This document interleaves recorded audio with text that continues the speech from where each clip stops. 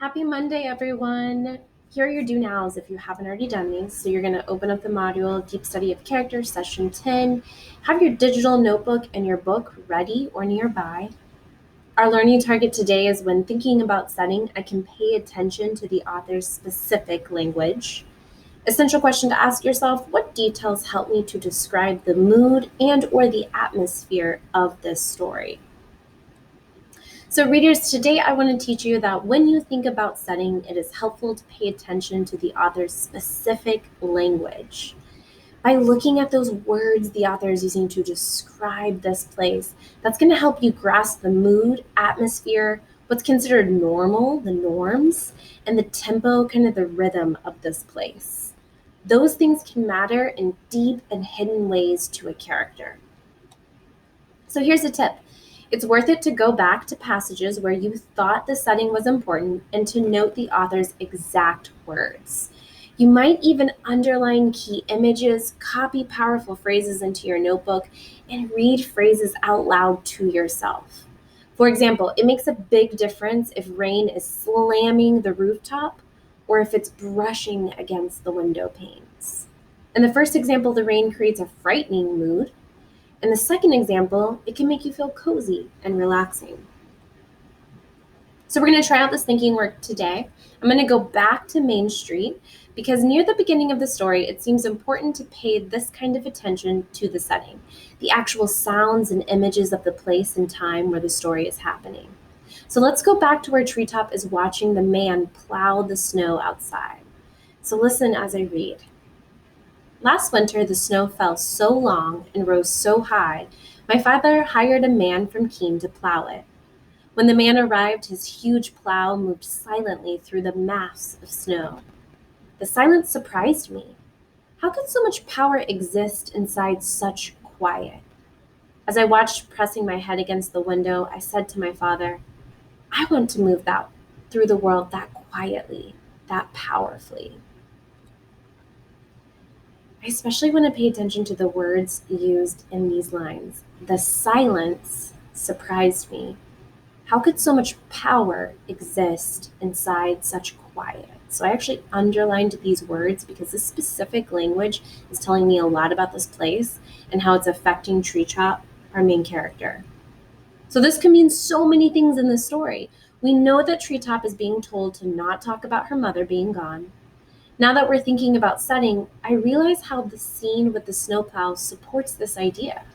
It's not like it said the snowplow ripped through the backyard, screaming aloud and disrupting the afternoon. That would have set the stage for something to break through, to bring change. But instead, our author, Jacqueline Woodson, talks about silence and power. It seems like this means more than just actual silence outside, right? It seems like it could mean that keeping things covered up, not talking about them, this is how things go in this town, this place, and especially for Treetop. So the next step, I've gone back, I've looked at, an important description of setting in the story. I've kind of narrowed out some key specific language Jacqueline Woodson used. Now I really want to think about what this might mean for character Treetop. What can we possibly learn about her from the kind of setting she's in? Treetop is left wishing she could have that kind of power.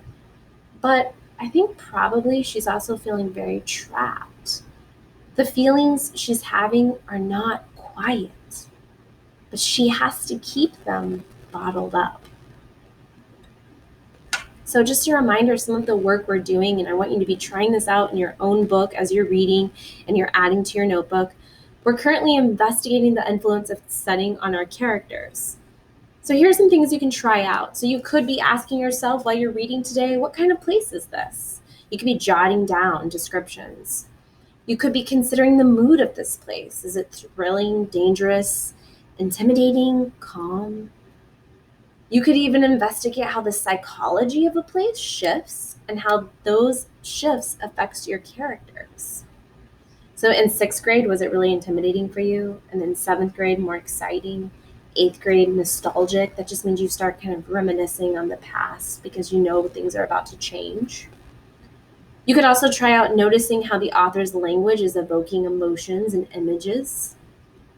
You could ask yourself, is something in the setting pulling a character between competing pressures? You could consider how group dynamics or powerful individuals may influence a place. Sorry, guys. And you can pay attention to backstory to gain new insights into characters. But what's the link with what I just did with what you're about to do in your own reading work? Did you see how I returned to the text and I reread a part I thought was important to the setting? And I was looking for specific words that could be meaningful. Then did you also see how I thought about what those words conveyed, what they meant?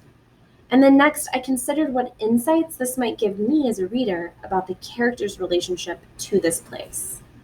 Today, I want you to revisit places in your books that are important setting passages. Study the precise language the author used, and then add these jots to your notebook. So it's time to read. I want you to find a quiet place. While you're reading, I want you to jot down important setting passages from your book.